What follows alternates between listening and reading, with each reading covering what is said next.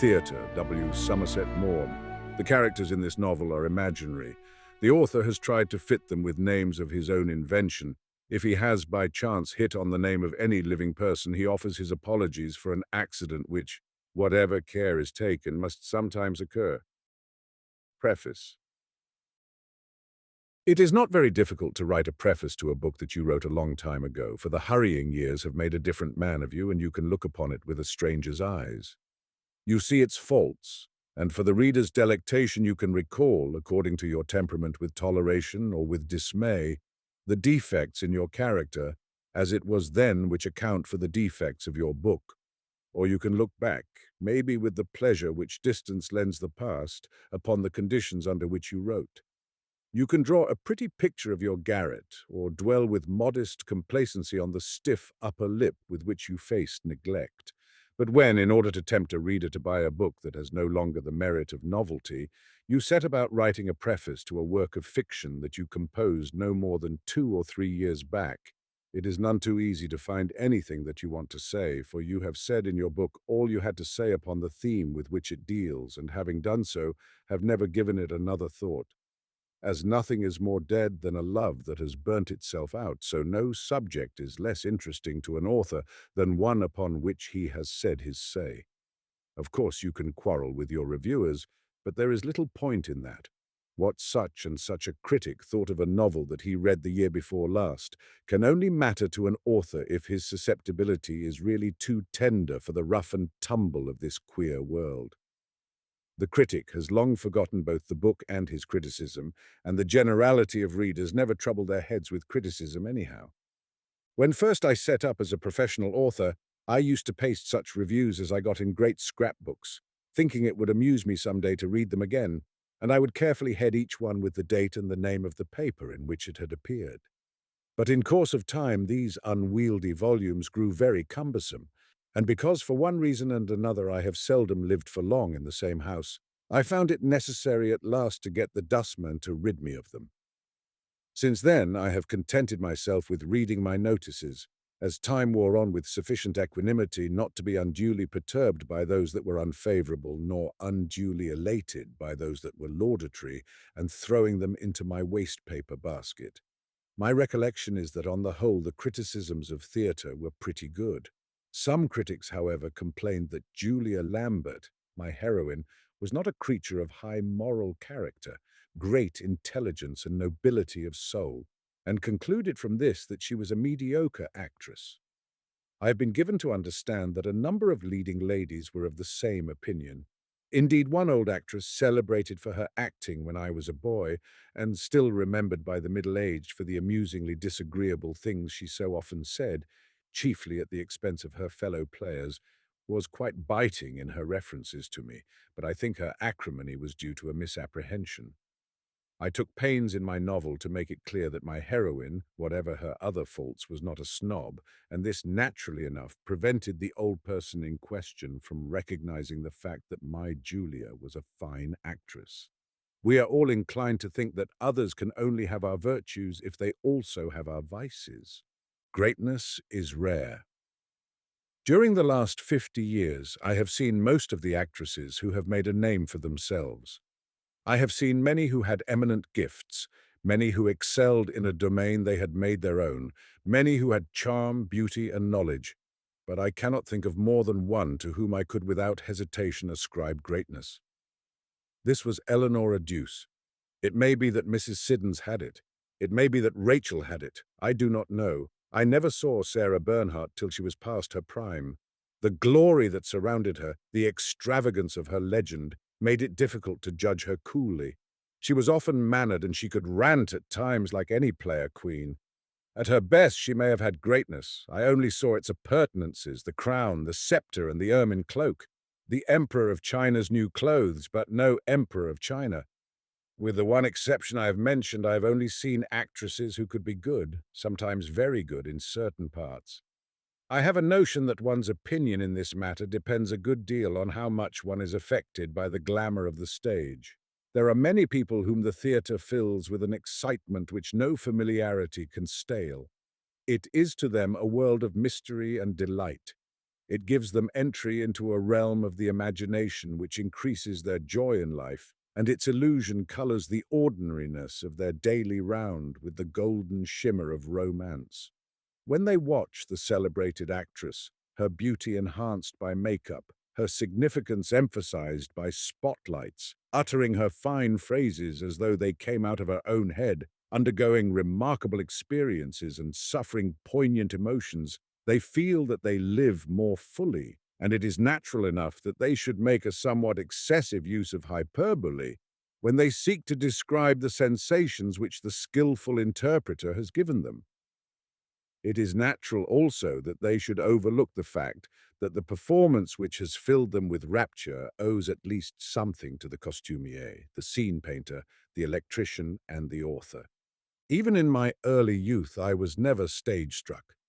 But whether because I am by nature of a somewhat skeptical disposition, or whether because my mind was filled with private dreams which satisfied my romantic yearnings, I cannot say. And when I began to have plays acted, I lost even the few illusions I had. When I discovered how much effort was put to achieving the gesture that had such a spontaneous look, when I realized how often the perfect intonation which moved an audience to tears was due not to the actress's sensibility but to the producer's experience, when in short I learnt from the inside how complicated was the process by which a play is made ready to set before an audience, I found it impossible to regard even the most brilliant members of the profession with the same awed and admiring wonder as the general public. On the other hand, I learnt that they had qualities with which the public is little inclined to credit them. I learnt, for example, that with few exceptions they were hard-working, courageous, patient, and conscientious. Though dropping with fatigue after a long day's work, I saw them consent with cheerfulness to go through still once more a difficult scene that they had that very day rehearsed half a dozen times already. I saw them, in illness, give a performance when they could hardly stand on their feet, rather than let the company down. And I learnt that for all the frills and airs they might put on, when it came down to the business of getting the best out of the play and themselves, they were as reasonable as anyone could desire.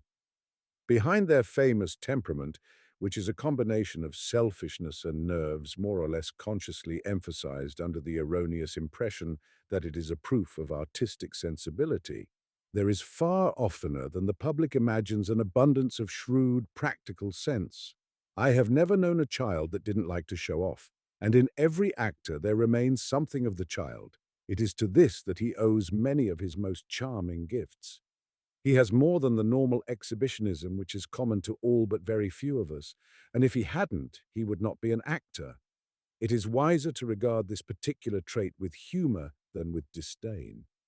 If I had to put in a phrase the impressions I formed of actors during the long time of my connection with the stage, I should say that their virtues are more solid than they pretend, and their failings incidental to the hazardous and exacting profession they follow. 30 years elapsed between the production of my first play and the production of my last, and in that period I was thrown into intimate contact with a great number of distinguished actresses. Julia Lambert is a portrait of none of them. I have taken a trait here and a trait there and sought to create a living person. Because I was not much affected by the glamour of the brilliant creatures I had known in the flesh, I drew the creature of my fancy, I dare say, with a certain coolness. It is this, perhaps, which has disconcerted those readers who cannot separate the actress from the limelight that surrounds her, and vexed those actresses who have been so dazzled by the limelight that they honestly think there is no more in them than that. They do themselves an injustice. The quality of the artist depends on the quality of the man, and no one can excel in the arts who has not, besides his special gifts, moral rectitude. I would not deny, however, that this may exhibit itself in a form that is surprising and fantastic. I think Julia Lambert is true to life. I should like the reader to notice that though her admirers ascribe greatness to her, and though she accepts the flattery greedily, I, speaking in my own person, have not claimed that she was more than highly successful, very talented, serious, and industrious. I should add that for my part I feel a great affection for her. I am not shocked by her naughtiness, nor scandalized by her absurdities. I can only consider her, whatever she does, with fond indulgence. Before I bring this preface to a close, I must tell the reader that in the book which I am now inviting him to peruse, I have made two errors in fact. The novelist tries to be accurate in every detail, but sometimes he makes a mistake, and there is generally no lack of persons who are prepared to point it out to him. Once I wrote a novel in which I had occasion to mention a beach called Manly, which is a favourite resort during the bathing season of the inhabitants of Sydney, and unfortunately I spelt it Manly. The superfluous E brought me hundreds of angry and derisive letters from New South Wales.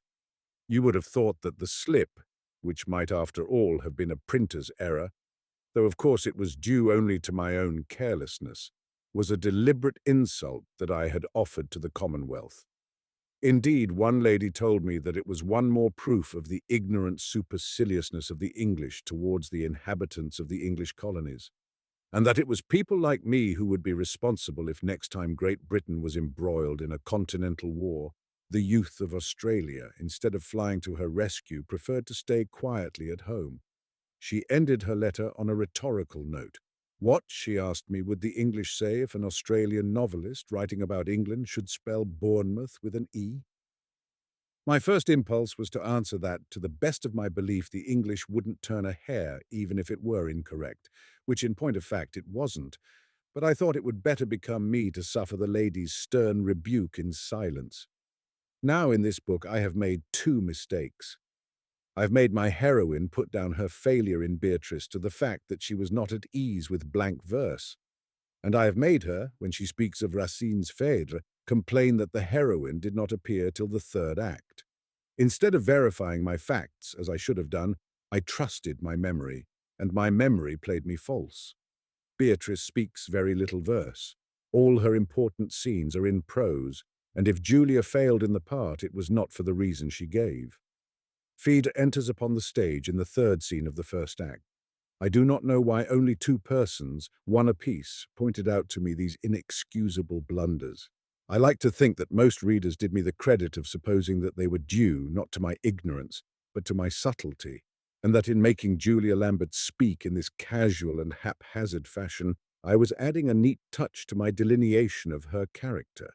But I may be unduly flattering myself, and it is just possible that my reader's recollection of the famous plays in which these characters appear was as hazy as my own, and they knew no better.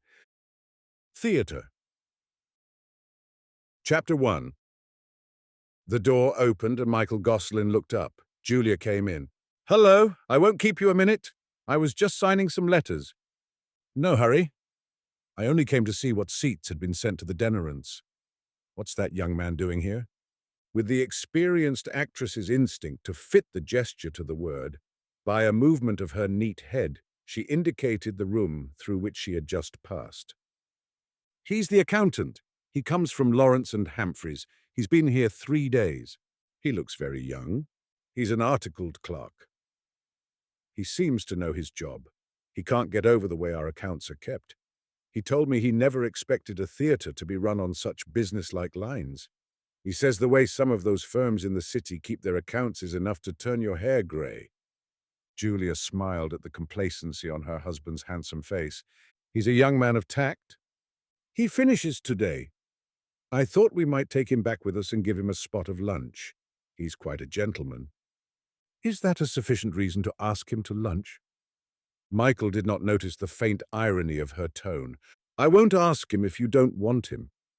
I merely thought it would be a treat for him. He admires you tremendously. He's been to see the play 3 times. He's crazy to be introduced to you." Michael touched a button, and in a moment his secretary came in. "Here are the letters, Marjorie. What appointments have I got for this afternoon?" Julia, with half an ear, listened to the list Marjorie read out and, though she knew the room so well, idly looked about her. It was a very proper room for the manager of a first-class theatre. The walls had been panelled, at cost price, by a good decorator, and on them hung engravings of theatrical pictures by Zoffany and de Wilde. The armchairs were large and comfortable. Michael sat in a heavily carved Chippendale chair, a reproduction but made by a well-known firm, and his Chippendale table, with heavy ball and claw feet, was immensely solid.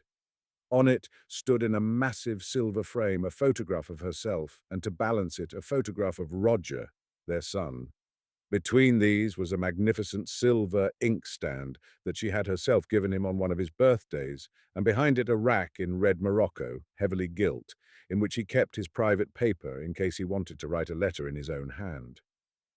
The paper bore the address, Siddons Theatre, and the envelope his crest, a boar's head with the motto underneath, Nemo me impune lacessit. A bunch of yellow tulips in a silver bowl, which he had got through winning the theatrical golf tournament 3 times running, showed Marjorie's care. Julia gave her a reflective glance. Notwithstanding her cropped peroxide hair and her heavily painted lips, she had the neutral look that marks the perfect secretary. She had been with Michael for 5 years. In that time, she must have got to know him inside and out. Julia wondered if she could be such a fool as to be in love with him. But Michael rose from his chair. "Now, darling, I'm ready for you." Marjorie gave him his black Homburg hat and opened the door for Julia and Michael to go out. As they entered the office, the young man Julia had noticed turned round and stood up. "I should like to introduce you to Miss Lambert," said Michael. Then, with the air of an ambassador presenting an attaché to the sovereign of the court to which he is accredited, "This is the gentleman who is good enough to put some order into the mess we make of our accounts." The young man went scarlet. He smiled stiffly in answer to Julia's warm, ready smile, and she felt the palm of his hand wet with sweat when she cordially grasped it. His confusion was touching. That was how people had felt when they were presented to Sarah Siddons. She thought that she had not been very gracious to Michael when he had proposed asking the boy to luncheon. She looked straight into his eyes. Her own were large, of a very dark brown and starry. It was no effort to her. It was as instinctive as brushing away a fly that was buzzing round her, to suggest now a faintly amused, friendly tenderness. "I wonder if we could persuade you to come and eat a chop with us. Michael will drive you back after lunch." The young man blushed again, and his Adam's apple moved in his thin neck. "It's awfully kind of you." He gave his clothes a troubled look. "I'm absolutely filthy. You can have a wash and brush up when we get home." The car was waiting for them at the stage door, a long car in black and chromium, upholstered in silver leather, and with Michael's crest discreetly emblazoned on the doors. Julia got in. "Come and sit with me. Michael is going to drive." They lived in Stanhope Place, and when they arrived, Julia told the butler to show the young man where he could wash his hands. She went up to the drawing room. She was painting her lips when Michael joined her. "I've told him to come up as soon as he's ready. By the way, what's his name?" "I haven't a notion." "Darling, we must know. I'll ask him to write in our book." "Damn it, he's not important enough for that." Michael asked only very distinguished people to write in their book. "We shall never see him again." At that moment the young man appeared. In the car, Julia had done all she could to put him at his ease, but he was still very shy. The cocktails were waiting, and Michael poured them out. Julia took a cigarette, and the young man struck a match for her, but his hand was trembling so much that she thought he would never be able to hold the light near enough to her cigarette, so she took his hand and held it. "Poor lamb," she thought. "I suppose this is the most wonderful moment in his whole life. What fun it'll be for him when he tells his people. I expect he'll be a blasted little hero in his office." Julia talked very differently to herself and to other people. When she talked to herself, her language was racy. She inhaled the first whiff of her cigarette with delight. It was really rather wonderful, when you came to think of it, that just to have lunch with her and talk to her for 3/4 of an hour perhaps could make a man quite important in his own scrubby little circle. The young man forced himself to make a remark.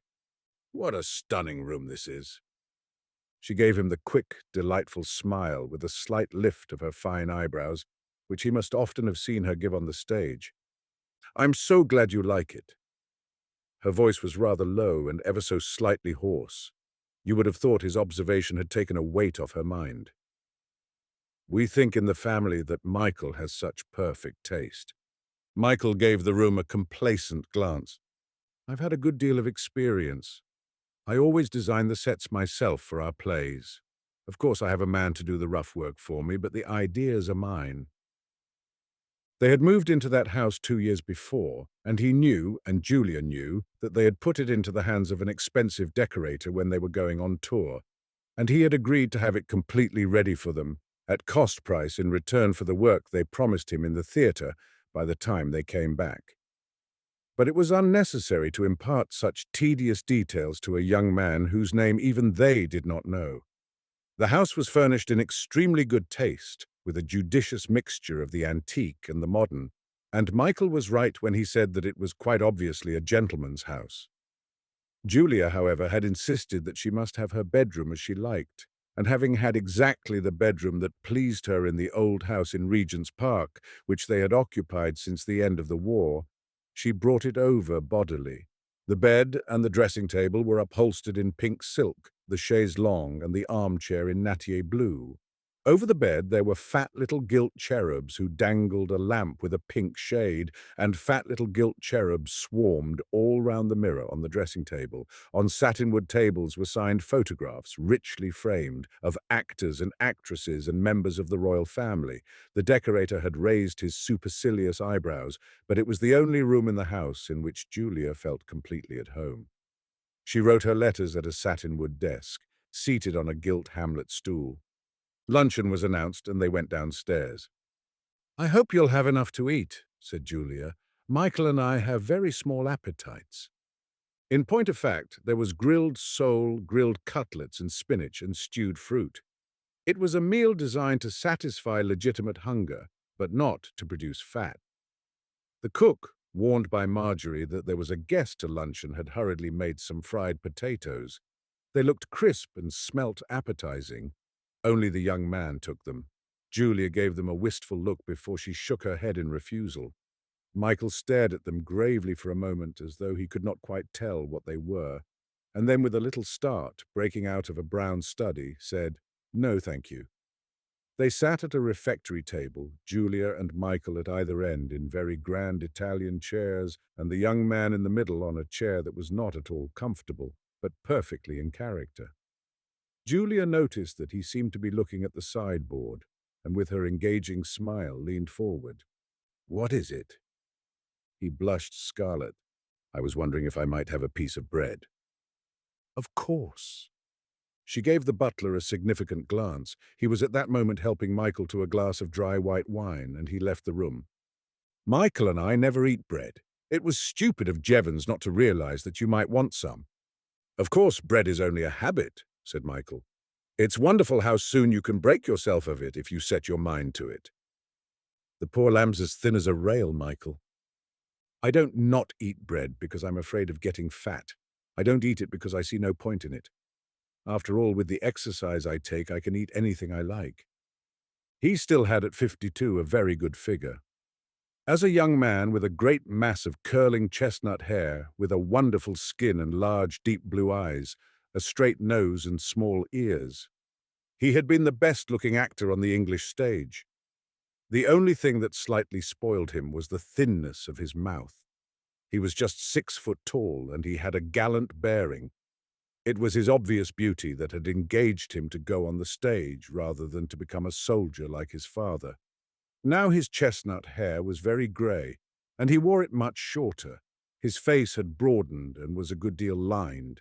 His skin no longer had the soft bloom of a peach, and his colour was high.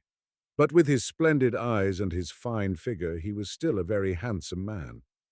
Since his 5 years at the war, he had adopted a military bearing, so that if you had not known who he was, which was scarcely possible, for in one way and another his photograph was always appearing in the illustrated papers, you might have taken him for an officer of high rank. He boasted that his weight had not changed since he was 20, and for years, wet or fine, he had got up every morning at 8 to put on shorts and a sweater and have a run round Regent's Park. "The secretary told me you were rehearsing this morning, Miss Lambert," the young man remarked. "Does that mean you're putting on a new play?" "Not a bit of it," answered Michael. "We're playing to capacity." Michael thought we were getting a bit ragged, so he called a rehearsal. "I'm very glad I did."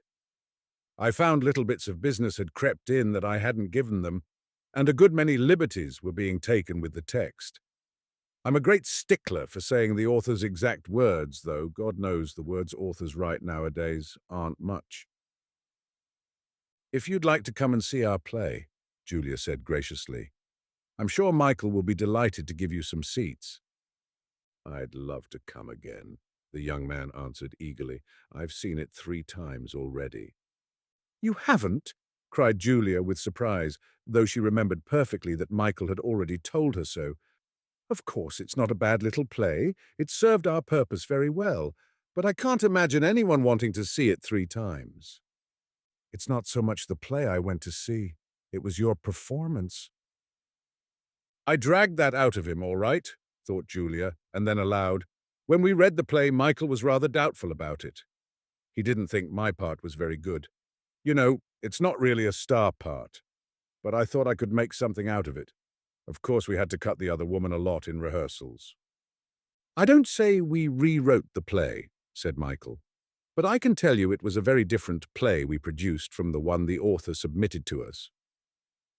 You're simply wonderful in it, the young man said. He has a certain charm. I'm glad you liked me, she answered. If you're very nice to Julia, I dare say she'll give you a photograph of herself when you go. Would you? He blushed again, and his blue eyes shone. He's really rather sweet. He was not particularly good-looking, but he had a frank, open face, and his shyness was attractive. He had curly, light brown hair, but it was plastered down, and Julia thought how much better he would look if, instead of trying to smooth out the wave with brilliantine, he made the most of it. He had a fresh color, a good skin, and small, well-shaped teeth. She noticed with approval that his clothes fitted and that he wore them well. He looked nice and clean. I suppose you've never had anything to do with the theatre from the inside before, she said. Never. That's why I was so crazy to get this job. You can't think how it thrills me. Michael and Julia smiled on him kindly.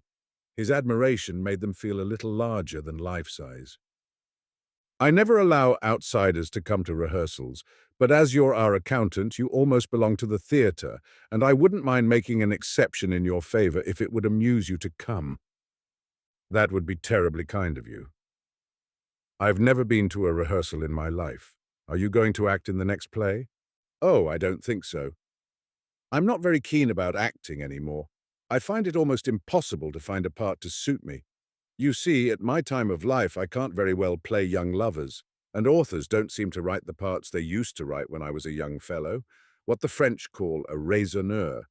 You know the sort of thing I mean, a duke or a cabinet minister, or an eminent K.C. who says clever, witty things and turns people round his little finger. I don't know what's happened to authors. They don't seem able to write good lines anymore. Bricks without straw. That's what we actors are expected to make nowadays. And are they grateful to us? The authors, I mean. You'd be surprised if I told you the terms some of them have the nerve to ask. The fact remains, we can't do without them, smiled Julia. If the play's wrong, no acting in the world will save it. That's because the public isn't really interested in the theatre. In the great days of the English stage, people didn't go to see the plays. They went to see the players. It didn't matter what Kemble and Mrs. Siddons acted. The public went to see them. And even now, though I don't deny that if the play's wrong you're dished, I do contend that if the play's right, it's the actors the public go to see, not the play. I don't think anyone can deny that, said Julia. All an actress like Julia wants is a vehicle. Give her that and she'll do the rest. Julia gave the young man a delightful but slightly deprecating smile. You mustn't take my husband too seriously. I'm afraid we must admit that he's partial where I'm concerned. Unless this young man is a much bigger fool than I think him, he must know that there's nothing in the way of acting that you can't do. Oh, that's only an idea that people have got because I take care never to do anything but what I can do. Presently, Michael looked at his watch. I think when you've finished your coffee, young man, we ought to be going. The boy gulped down what was left in his cup, and Julia rose from the table. You won't forget my photograph. I think there are some in Michael's den. Come along and we'll choose one. She took him into a fair-sized room behind the dining room. Though it was supposed to be Michael's private sitting room, a fellow wants a room where he can get away by himself and smoke his pipe. It was chiefly used as a cloakroom when they had guests. There was a noble mahogany desk on which were signed photographs of George V and Queen Mary.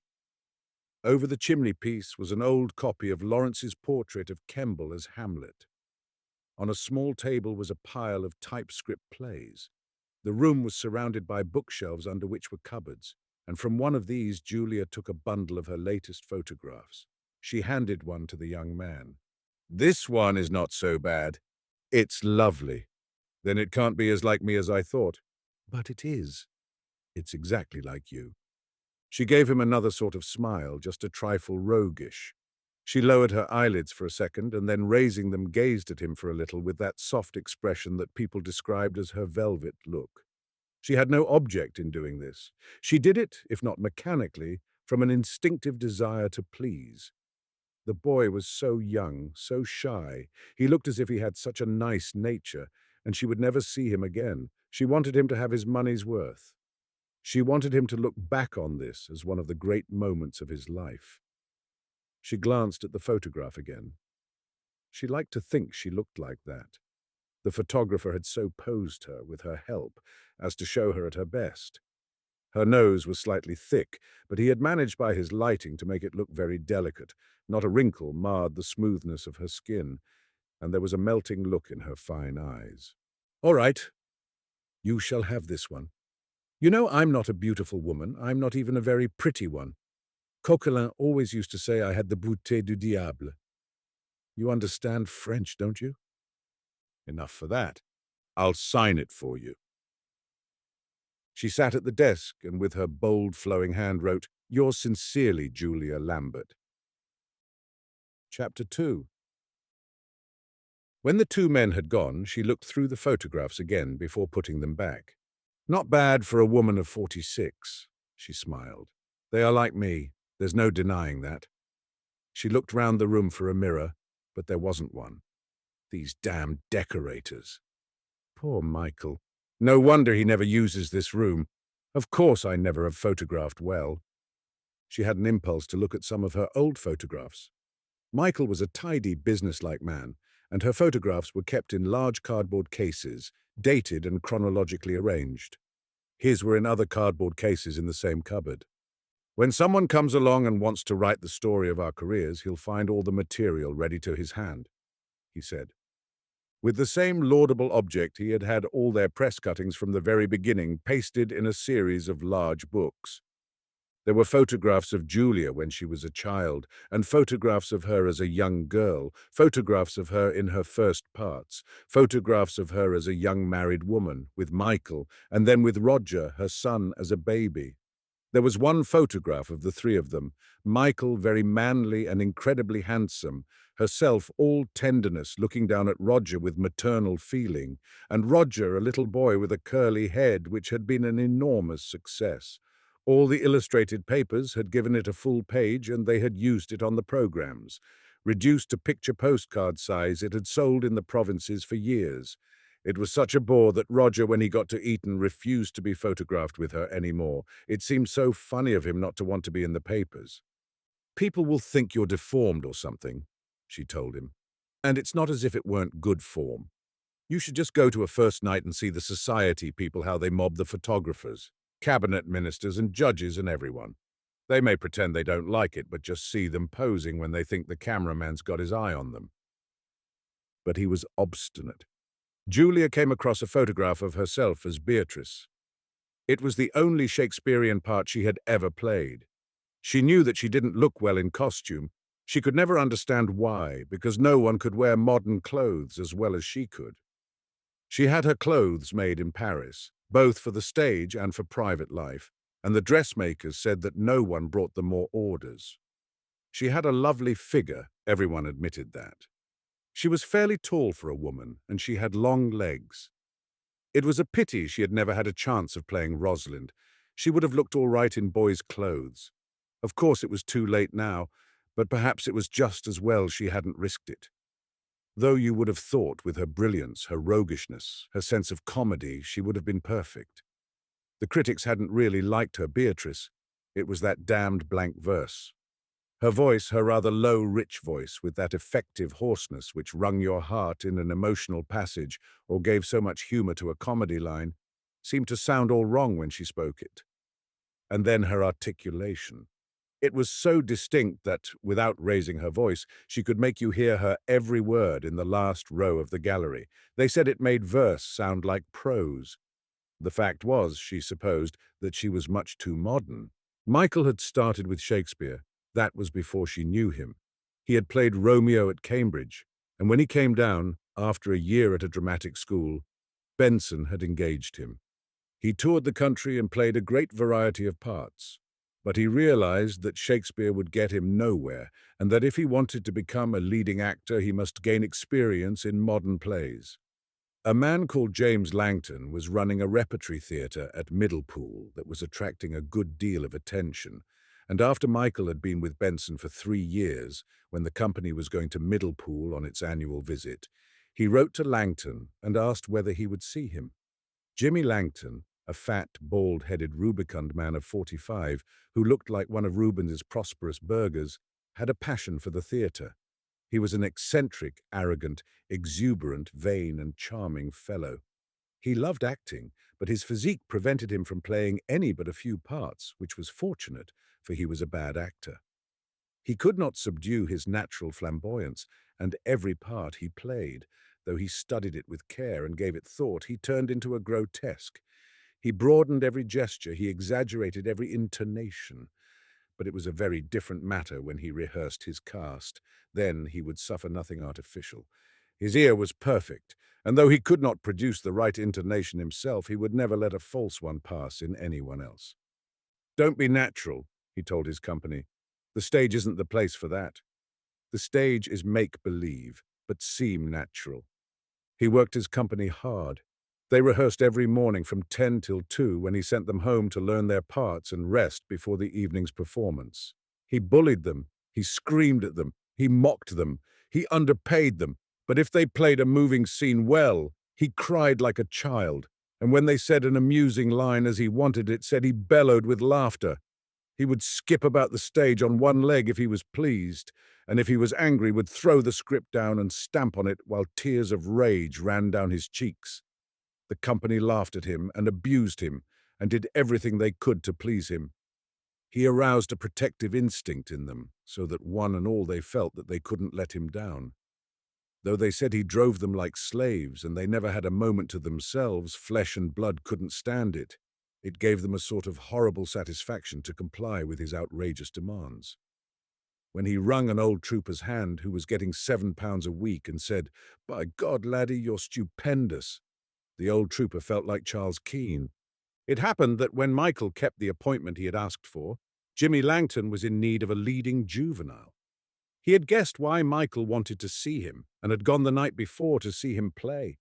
Michael was playing Mercutio, and he had not thought him very good, but when he came into the office, he was staggered by his beauty.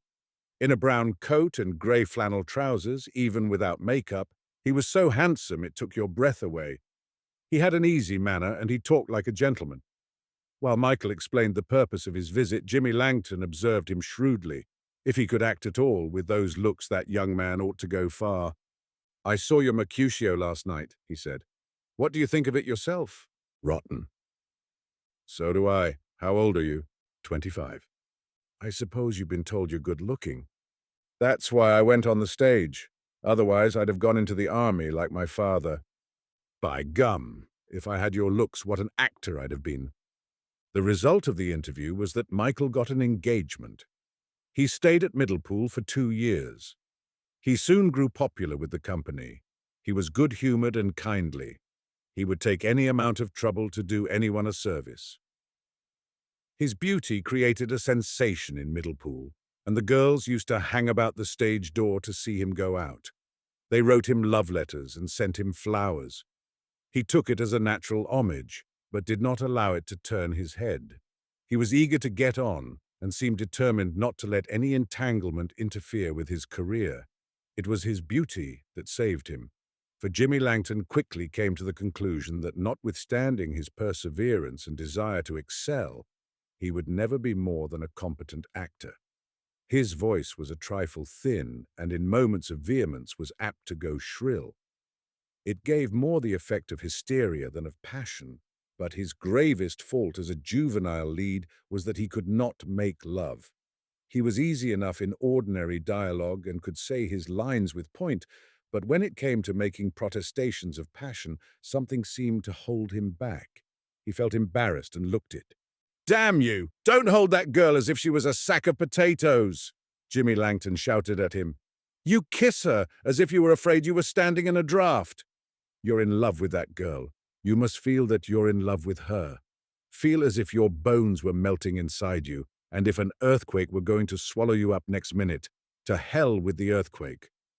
But it was no good. Notwithstanding his beauty, his grace, and his ease of manner, Michael remained a cold lover.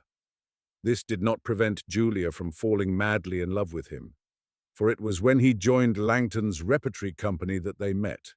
Her own career had been singularly lacking in hardship. She was born in Jersey, where her father, a native of that island, practiced as a veterinary surgeon. Her mother's sister was married to a Frenchman, a coal merchant, who lived at Saint Malo, and Julia had been sent to live with her while she attended classes at the local lycée. She learnt to speak French like a Frenchwoman. She was a born actress, and it was an understood thing for as long as she could remember that she was to go on the stage. Her aunt, Madame Fallu, was en relation with an old actress who had been a sociétaire of the Comédie Française and who had retired to Saint-Malo to live on the small pension that one of her lovers had settled on her when, after many years of faithful concubinage, they had parted. When Julia was a child of 12, this actress was a boisterous, fat old woman of more than 60, but of great vitality, who loved food more than anything else in the world. She had a great ringing laugh like a man's, and she talked in a deep, loud voice. It was she who gave Julia her first lessons. She taught her all the arts that she had herself learnt at the conservatoire, and she talked to her of Reichenberg, who had played ingenues till she was 70, of Sarah Bernhardt and her golden voice, of Mounet Sully and his majesty, and of Coquelin, the greatest actor of them all.